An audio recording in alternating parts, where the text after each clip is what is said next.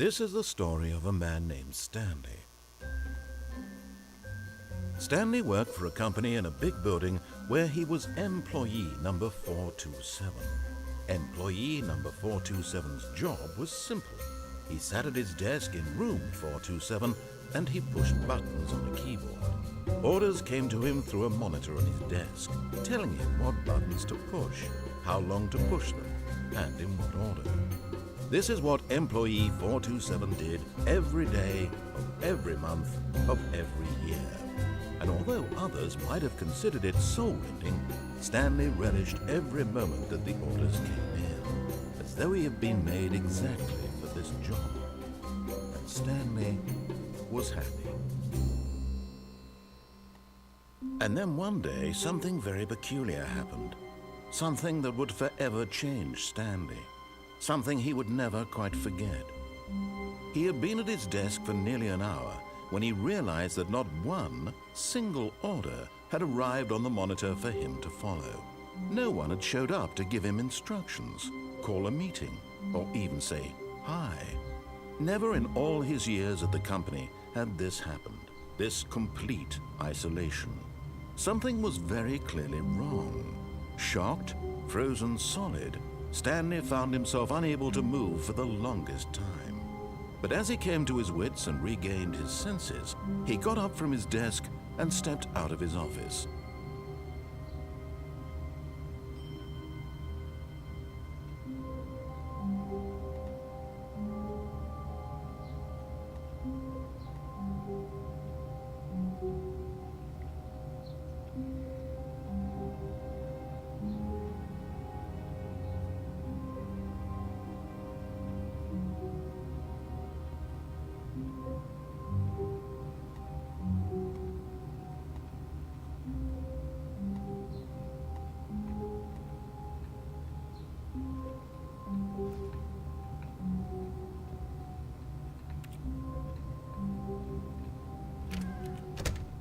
But Stanley simply couldn't handle the pressure.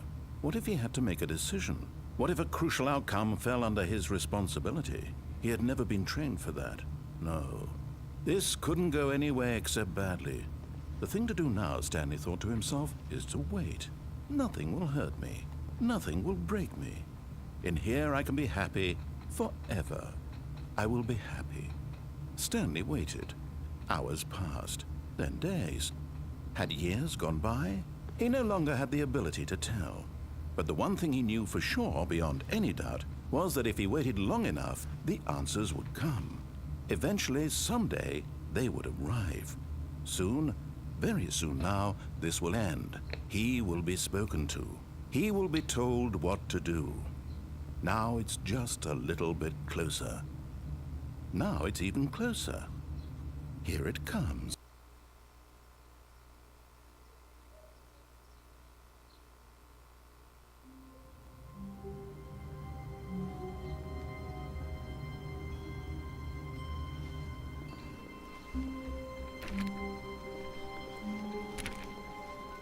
All of his co-workers were gone. What could it mean? Stanley decided to go to the meeting room. Perhaps he had simply missed a memo. No matter how hard Stanley looked, he couldn't find a trace of his co-workers.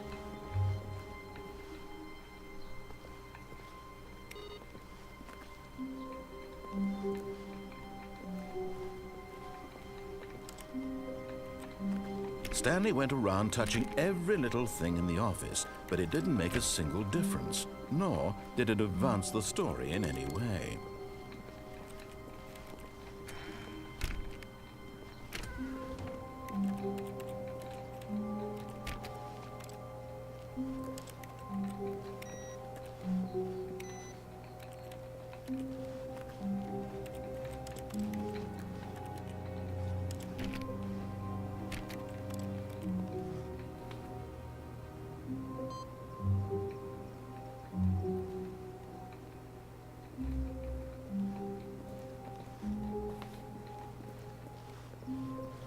Stanley clicked on literally every single door in the office because he doesn't pick up well on cues from his environment.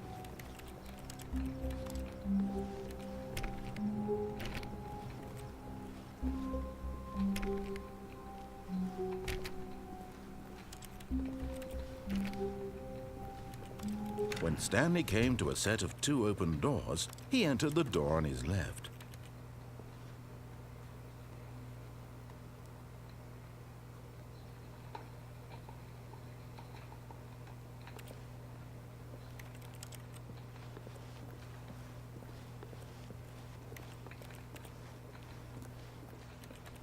This was not the correct way to the meeting room, and Stanley knew it perfectly well.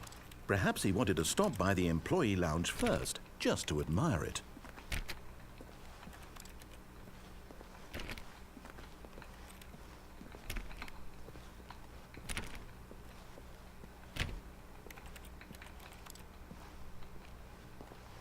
Ah, yes, truly a room worth admiring. It had really been worth the detour after all, just to spend a few moments here in this immaculate, beautifully constructed room. Stanley simply stood here, drinking it all in.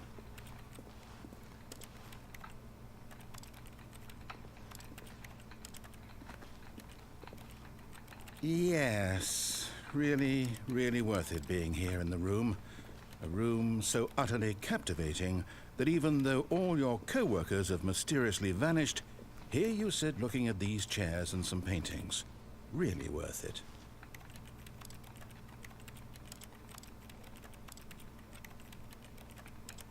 At this point, Stanley's obsession with this room bordered on creepy and reflected poorly on his overall personality.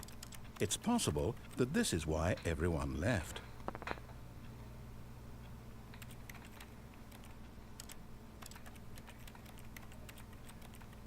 Stanley sat around waiting for more dialogue, but when a long time had passed and there was no more, he decided that the game was trying to send him a message.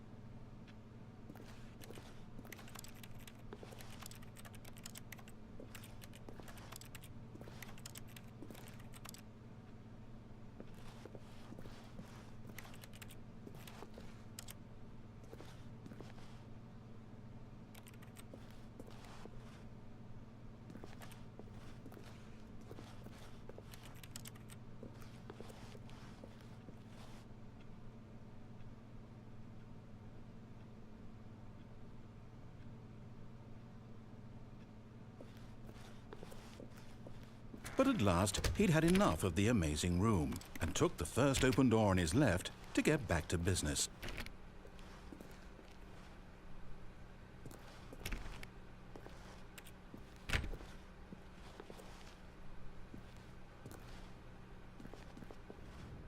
Stanley was so bad at following directions, it's incredible he wasn't fired years ago.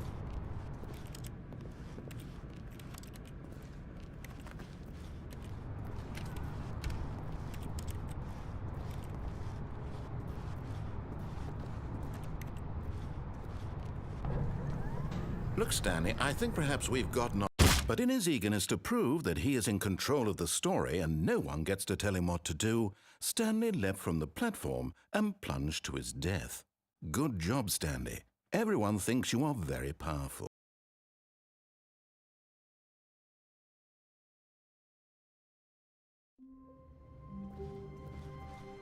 The meeting room. Yes, that's where everyone would be.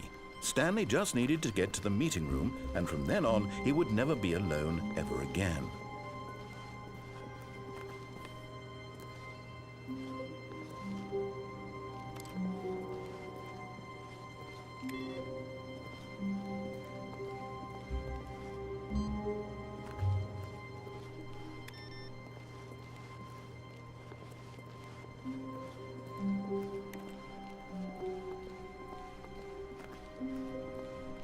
When Stanley came to a set of 2 open doors, he entered the door on his left.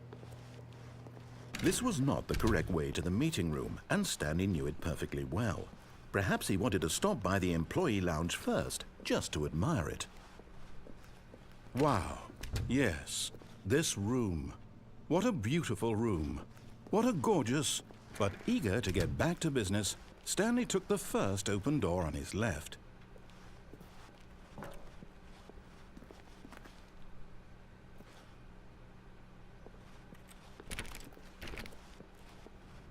Stanley was so bad at following directions, it's incredible he wasn't fired years ago.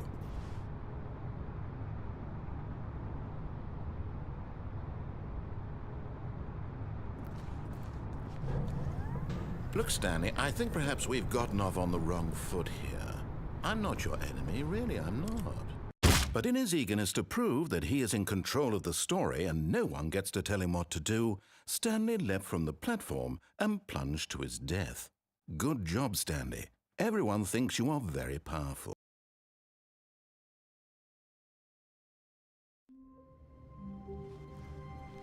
All of his co-workers were gone. What could it mean? Stanley decided to go to the meeting room. Perhaps he had simply missed a memo. No matter how hard Stanley looked, he couldn't find a trace of his co-workers.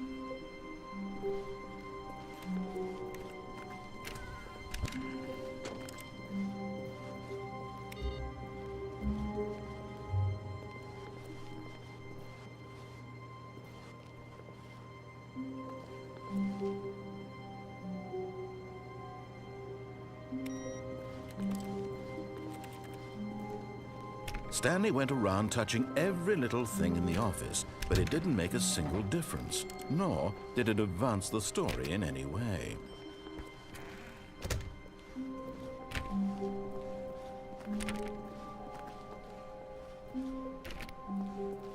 When Stanley came to a set of 2 open doors, he entered the door on his left.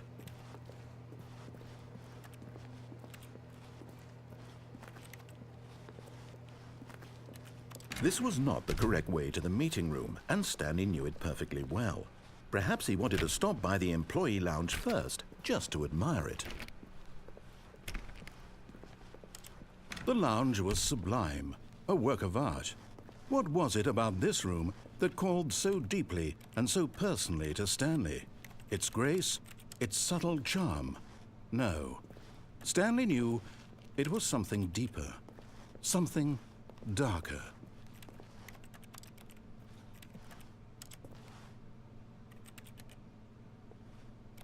Yes, really, really worth it being here in the room. A room so utterly captivating that even though all your co-workers have mysteriously vanished, here you sit looking at these chairs and some paintings. Really worth it. But eager to get back to business, Stanley took the first open door on his left.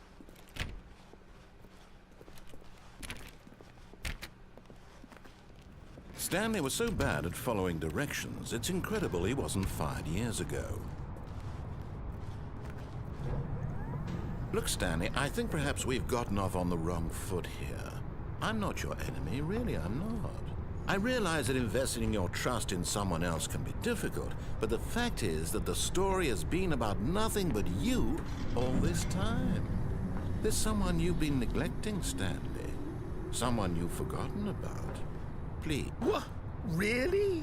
I was in the middle of something. Do you have zero consideration for others? Are you that convinced that I want something bad to happen to you? Why, I don't know how to convince you of this, but I really do want to help you, to show you something beautiful. Look, let me prove it. Let me prove that I'm on your side. Give me a chance.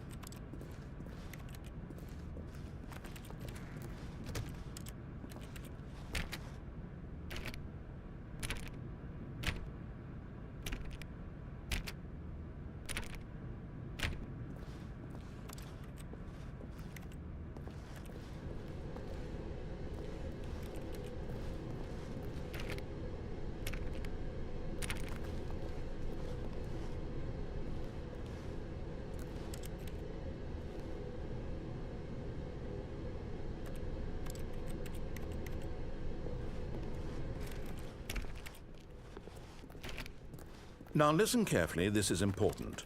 Stanley walked through the red door.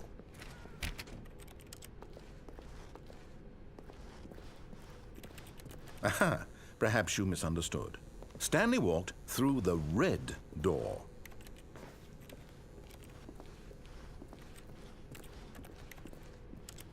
I still don't think we're communicating properly. Stanley walked through the red door. Oh, thank God you are willing to listen to me. Do you see that I really have wanted you to be happy all this time? The problem is all these choices. The two of us always trying to get somewhere that isn't here. Running and running and running, just the way you're doing right now. Don't you see that it's killing us, Stanley?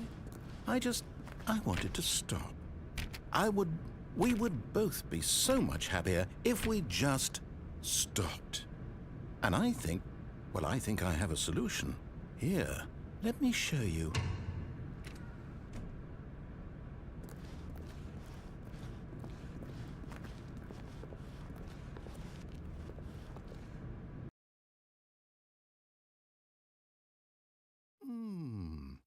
What do we want?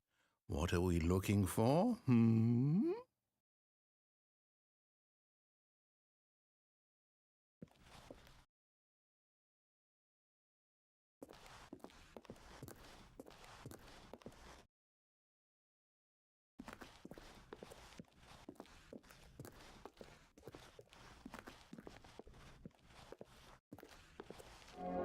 Here. Yes. Oh, it's beautiful, isn't it? If we just stay right here, right in this moment with this place, Stanley, I think I feel happy. I actually feel happy.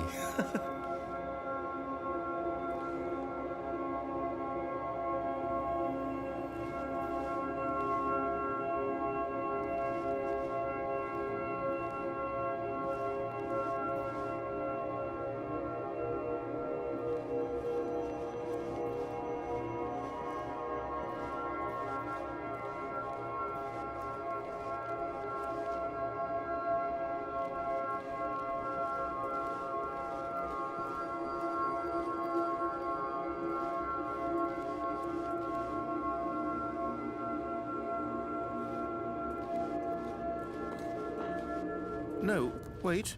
Where are you going?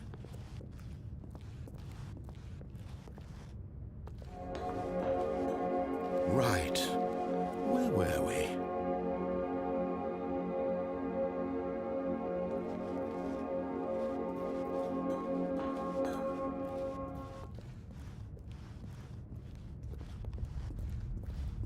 Oh no.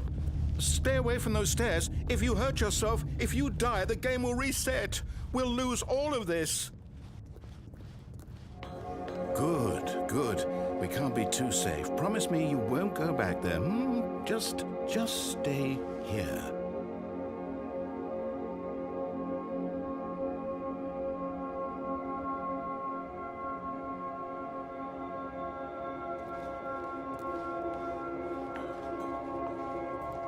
No!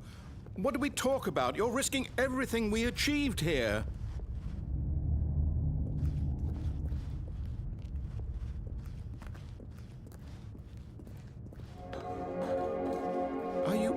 You are going to stay here, aren't you?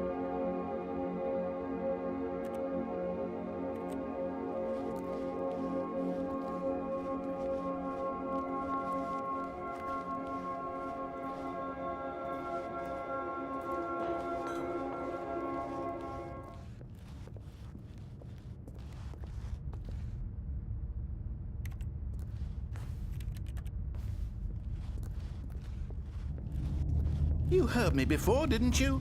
You will die! What about this isn't getting through to you?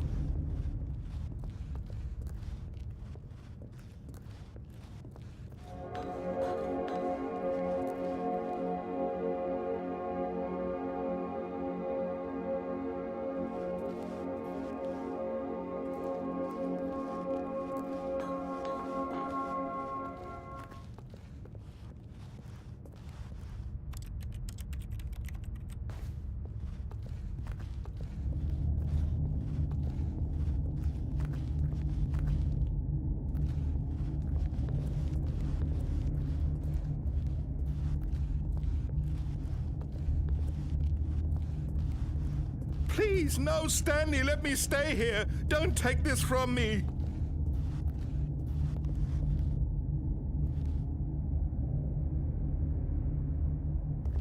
No! Oh, thank God. You lived. You had me worried there for a moment. Now, can we please get back to the other room?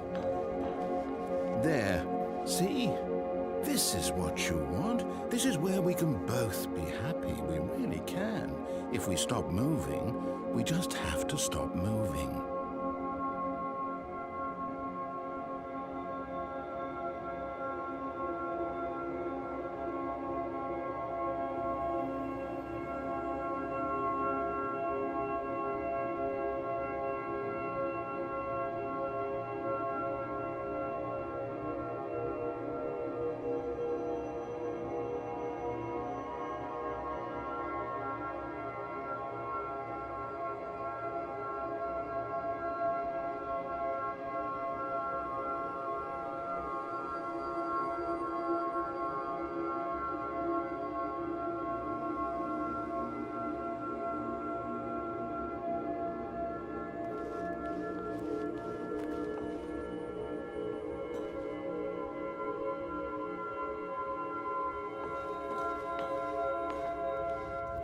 Stanley, go back. There's nothing good that can come from this.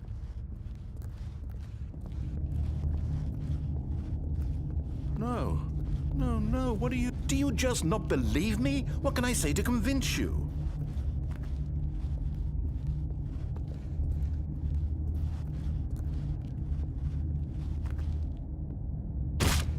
Stanley, let's go back to the other room. Can you do that for me? Yes, perhaps you can. Perhaps you finally see what I'm talking about. I know you'll see that we can't be happy if we leave this place. You can see that, can't you?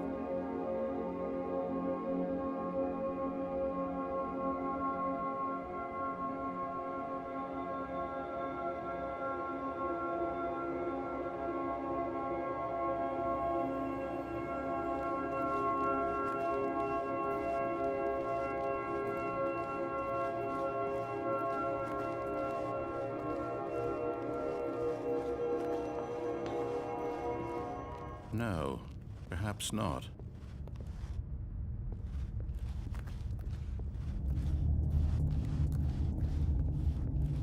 My God, is this really how much you dislike my game?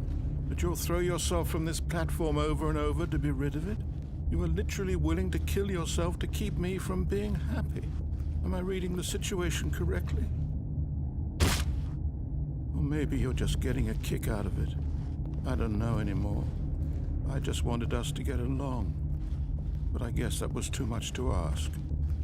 It looks like you wanted to make a choice after all. Well, this one is yours.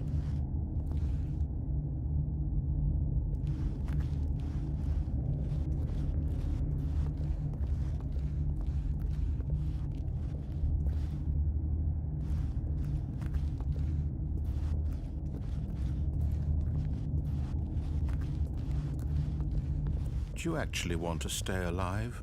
Or are you just teasing me? I wanted us to be happy here, Stanley. I really did. I wish I still thought that was possible.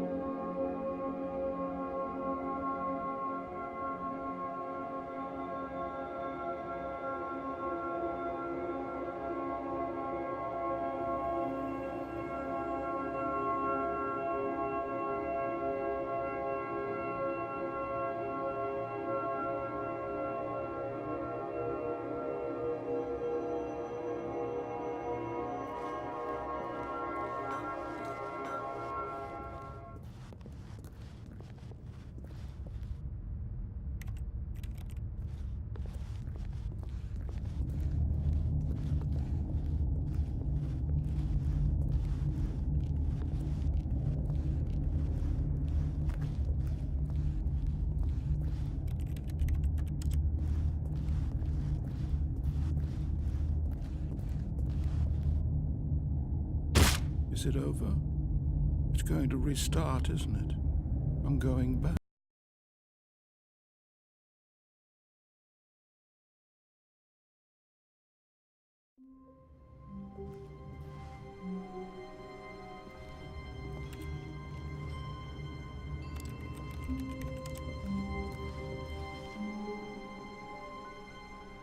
All of his co-workers were gone. What could it mean? Stanley decided to go to the meeting room. Perhaps he had simply missed a memo.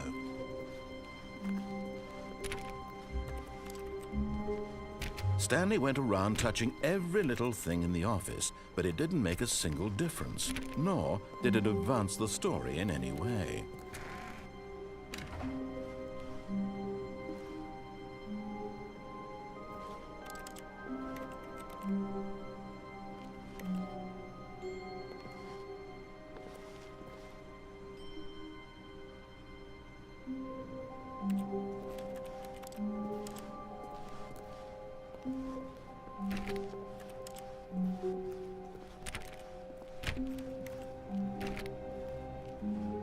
When Stanley came to a set of 2 open doors, he entered the door on his left.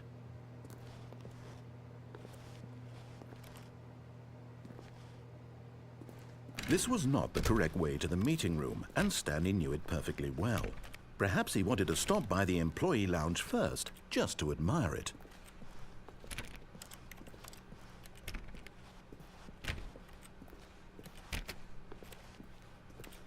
Standing now in this incredible room, Stanley for the first time understood true happiness. Then the feeling went away, and he felt sad again. Then it came back, and lingered for a minute or two. Now it's only half there, just a kind of, tingle.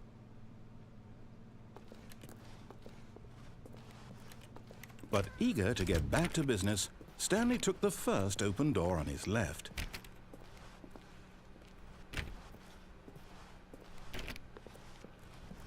Stanley was so bad at following directions, it's incredible he wasn't fired years ago. Look, Stanley, I think perhaps we've gotten off on the wrong foot here. I'm not your enemy, really, I'm not. I realize that investing your trust in someone else can be difficult, but the fact is that the story has been about nothing but you all this time. There's someone you've been neglecting, Stanley. Someone you've forgotten about. Please, stop trying to make every decision by yourself. Now, I'm not asking for me, I'm asking for her.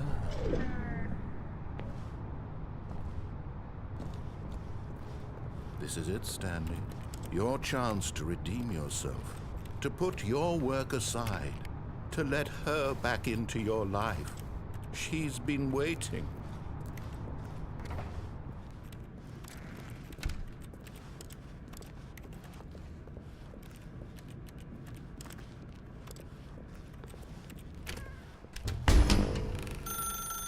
That's her, Stanley. You need to be the one to do this, to reach out to her. If you can truly place your faith in another, then pick up the phone.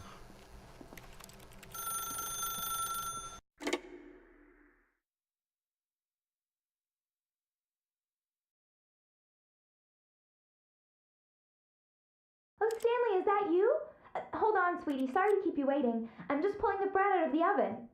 All right. Okay, there we go. All right, now, I want you to come in and tell me all about your day. Gotcha! Oh, come on. Did you actually think you had a loving wife who'd want to commit their life to you? I'm trying to make a point here, Stanley. I'm trying to get you to see something. Come inside.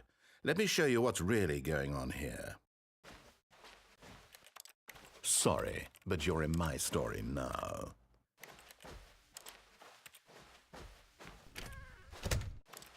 This is a very sad story about the death of a man named Stanley.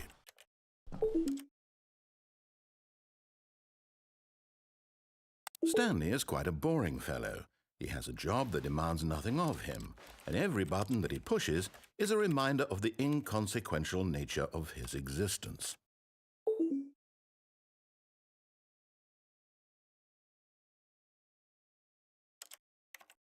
Look at him there, pushing buttons, doing exactly what he's told to do.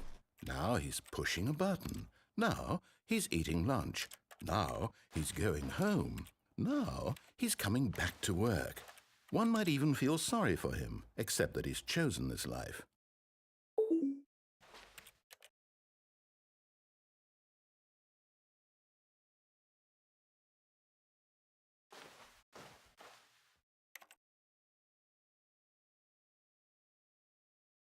But in his mind, he can go on fantastic adventures. From behind his desk, Stanley dreamed of wild expeditions into the unknown, fantastic discoveries of new lands. It was wonderful, and each day that he returned to work was a reminder that none of it would ever happen to him.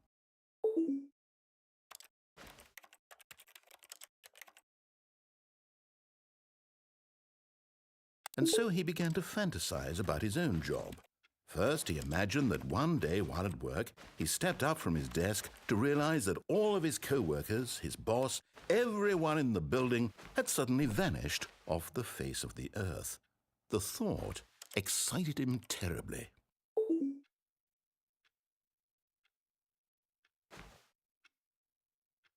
So he went further. He imagined that he came to 2 open doors and that he could go through either. At last, choice. It barely even mattered what lay behind each door. The mere thought that his decisions would mean something was almost too wonderful to behold.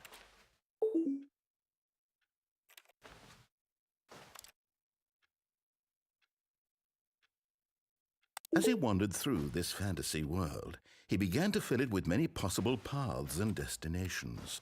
Down one path lay an enormous round room with monitors and mind controls.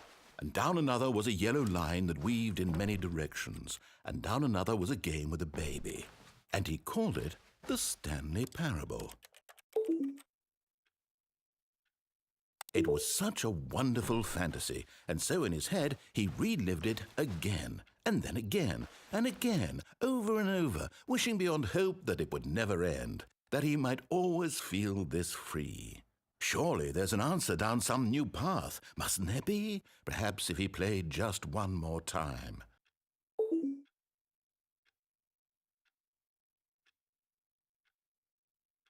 But there is no answer.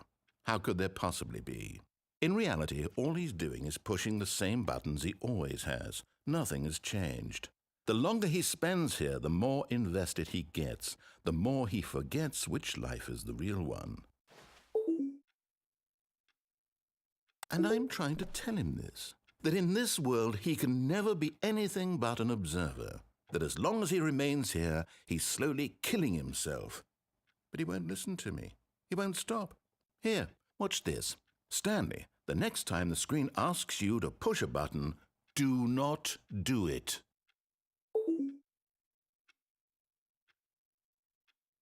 You see? Can he just not hear me? How can I tell him in a way that he'll understand that every second he remains here, he's electing to kill himself? How can I get him to see what I see? How can I make him look at himself? I suppose I can't, not in the way I want him to. But I don't make the rules. I simply play to my intended purpose, the same as Stanley. We're not so different, I suppose. I'll try once more to convey all this to him. I'm compelled to. I must. Perhaps, well, maybe this time he'll see. Maybe this time. And I tried again, and Stanley pushed a button. And I tried again, and Stanley pushed a button. And I tried